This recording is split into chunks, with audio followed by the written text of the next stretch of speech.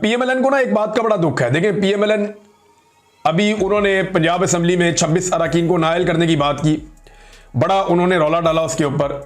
मलिक अहमद साहब बड़े एग्रेसिव होके वो प्रेस कॉन्फ्रेंसें कर रहे हैं, बड़ी उजलत में लग रहे हैं। ऐसा लगता है कि वो बदमजा हुए हैं क्योंकि मरियम नवाज को राजी रखने के चक्कर में मलिक अहमद खान साहब ने नो बॉल कर दी है। यानी आप ये कैसे कर सकते हैं कि एमपीए एहतजाज कर रहे हैं और एहतजाज करने वाले एमपीए को आप कहें जी क्योंकि इसने एहतजाज किया मरियम नवाज की शान में गुस्ताखी हो गई, लिहाजा एहतजाज करने वाले एमपीए को हम कर रहे हैं फारिग। अब ये मेंबर असेंबली नहीं रहेगा, इसको नाअहल कर देंगे। हालांकि सारी जिंदगी पीएमएलएन ने एहतजाज ही किया है, पीपल्स पार्टी ने भी एहतजाज किया है, एमक्यूएम ने भी एहतजाज किया है, पीटीआई ने भी एहतजाज किया है। ये कौन सी कोई नई चीज हो रही है? बजट के मौके पर तो बड़ा बड़ा खौफनाक एहतजाज होता है, ये तो कुछ भी नहीं है, मछली मंडी बन जाता है ऐवान। और बहुत सारी हाथापाई की लड़ाइयां जो है वो रिपोर्ट हुई हैं, यहां तो हाथापाई भी कोई नहीं हुई। तो आप सिर्फ इस बुनियाद पे कि शहजादी साहिबा को पसंद नहीं आया, नागवार गुजरा कि उनके मुंह के ऊपर आकर किसी ने चोर के नारे लगा दिए या चोर की बात कर दी, तो वो ज़हनी मरीजा की वजह से उसको राजी रखने के लिए आप अब 26 अरकान असेंबली की बलि चढ़ाने जा रहे हैं। तो मलिक अहमद साहब जो है उनको पार्टी के अंदर से भी मुखालफत का सामना करना पड़ा, तो बड़े बदमजा हुए हैं। अब वो जस्टिफिकेशन दे रहे हैं इस बात की कि मैंने क्यों इनको नाअहल करवाने का फैसला किया। नाअहल तो ये लोग नहीं होंगे, सवाल ही पैदा नहीं होता, और अगर हो गए तो ये खुश नसीब तरीन एमपीएस होंगे क्योंकि ये एक नई तारीख लिख देंगे कि एहतजाज करने पे और आवाज उठाने पे, अपना जमहूरी हक इस्तेमाल करने पे एमपीएस को ना सिर्फ मुअत्तल किया गया बल्कि उनको नाअहल कर दिया गया। इनका तो बड़ा फायदा हो जाएगा सियासी, इन्हीं के खानदान आइंदा इलेक्शन जीतेंगे, कोई और नहीं जीतेगा, क्योंकि इन्होंने वहां पे आवाम के लिए, आवाम के दुख के लिए आवाज उठाई थी और जो आवाम पे बम मारा गया बजट का उसके खिलाफ ये लोग बुरे थे। नून लीग की ना एक बड़ी अजीबोगरीब सूरत हाल और उनका ये दुख भी बहुत बड़ा है। नून लीग को जिसने मारा पिछले चंद सालों में, नून लीग उसी की गोद में बैठी है और नाम भी नहीं ले सकती। हैरत की बात है ना, कैसी अजीबोगरीब सिचुएशन है। नून लीग को मारा था मिलिट्री एस्टेब्लिशमेंट ने, मारा भी ठीक था, ये बहुत सारे सवालों के आज तक जवाब नहीं दे सके। मैं इस बात का हामी नहीं हूं कि मिलिट्री एस्टेब्लिशमेंट मुदाखलत करे या केसेस बनाए या कुछ और करे, ये पाकिस्तान के कानूनी निजाम को यह करना चाहिए, जो एहतसाब करने वाले इदारे हैं उनको यह करना चाहिए। फौज को इससे दूर रहना चाहिए, चाहे कोई करप्ट है या नहीं है, फौज का इससे कोई लेना देना नहीं है। अगर कोई करप्ट है तो जो इदारे करप्शन पकड़ने वाले हैं वो काम करें। तो नून लीग बेशुमार चीजों के जवाब नहीं दे सकी, लेकिन इसके बावजूद नून लीग को जो मारने वाले थे वो मिलिट्री एस्टेब्लिशमेंट के लोग थे। फौज फेंटा लगा रही थी नून लीग को जब उनके साथ ताल्लुकात ठीक नहीं थे। आज नून लीग को फेंटा नहीं लग रहा, आज अवाम उनके खिलाफ हो गई उनकी हरकतों की वजह से, तो नून लीग अपना दुखड़ा सही तरह सुना भी नहीं सकते। वो बताना चाहते हैं, रोना चाहते हैं, वो ये कहना चाहते हैं कि उनको मारा है एस्टेब्लिशमेंट ने, मिलिट्री एस्टेब्लिशमेंट ने, लेकिन वो ये कह नहीं सकते, उनका नाम ले नहीं सकते, क्योंकि आज वो खुद जुल्म का हिस्सा है, आज वो खुद जालिम है और जालिम के साथ खड़े हुए हैं। उसी एस्टेब्लिशमेंट की गोद में बैठ के ये इक्तदार में आ गए हैं और उन्हीं के जूते पॉलिश कर रहे हैं। लिहाजा नून लीग की सिचुएशन बड़ी ऑकवर्ड है। पीटीआई वाले तो फिर भी कह देते हैं ना हम दौरे जहालत में थे, हम जनाब कुछ और समझते थे मिलिट्री एस्टेब्लिशमेंट को।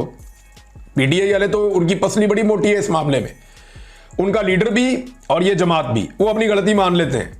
इमरान खान पाकिस्तान का वाहिद पॉलिटिकल लीडर है जो साफ कहता है हाँ मेरे से गलती हुई, मैंने क्यों ये एक्सटेंशन दी, मैंने क्यों इस पर भरोसा किया, मेरी मिलिट्री एस्टेब्लिशमेंट के बारे में सोच फॉर द टाइम बीइंग वो गलत थी उस वक्त और मैंने गलत किया।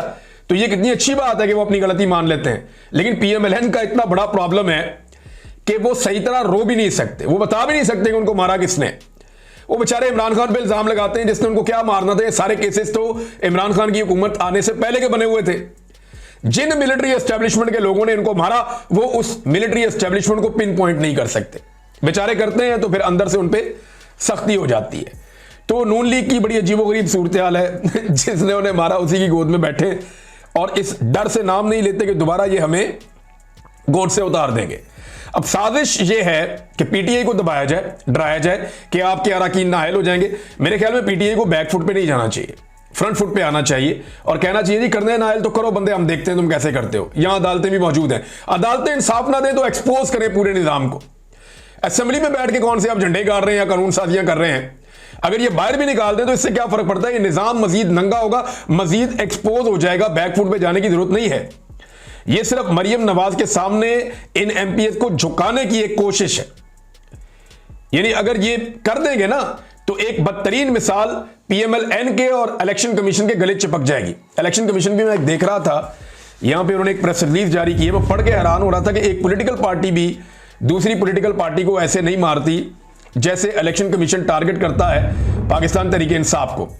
इलेक्शन कमीशन की आप अगर प्रेस रिलीज देखें तो वो कैसे जस्टिफाई कर रहे हैं मलिक अहमद के साथ मुलाकात को, फिर बता रहे हैं हम पीटीआई के लोगों से भी मिलते रहे हैं, पीटीआई का नाम ले रहे हैं और किसी जमात का नाम नहीं ले रहे हैं। वही हम शाह महमूद कुरैशी साहब से भी मिले हैं, हम जो है ना वो असद उमर से भी मिले हैं और बाकी लोगों से भी मिले हैं, उस्मान बुज़दार से भी मिले, बाकियों का नाम नहीं ले रहा। जनाब हम ईवीएम के चक्कर में मिलना चाहते हैं, इसमें मिलना चाहते हैं, उसमें मिलना चाहते हैं, और फिर एंड में पीटीआई के ऊपर इल्जामात और पीटीआई के सवालों के जवाब और उनके ऊपर जो है वो एक नया प्रोपेगेंडा। ये इलेक्शन कमीशन ऑफ पाकिस्तान की हकीकत है कि इस वक्त इलेक्शन कमीशन ऑफ पाकिस्तान एक पॉलिटिकल पार्टी का रोल प्ले कर रहा है। इलेक्शन कमीशन ऑफ पाकिस्तान को अपना जाती सिंबल लेकर इलेक्शन में उतर जाना चाहिए और पीटीआई के खिलाफ इलेक्शन लड़ने की कोशिश करनी चाहिए।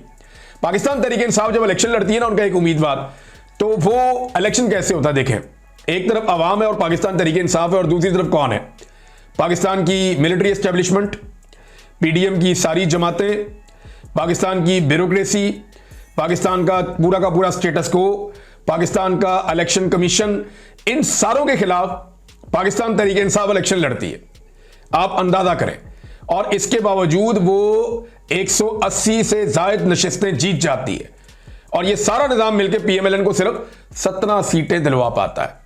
लेकिन उसके बाद जो है वो फिर 2 नंबरी होती है, जाली फॉर्म 47 आते हैं और 2 नंबर तरीके से ये इलेक्शन बनाया भी जाता है, ये इलेक्शन जीता भी जाता है।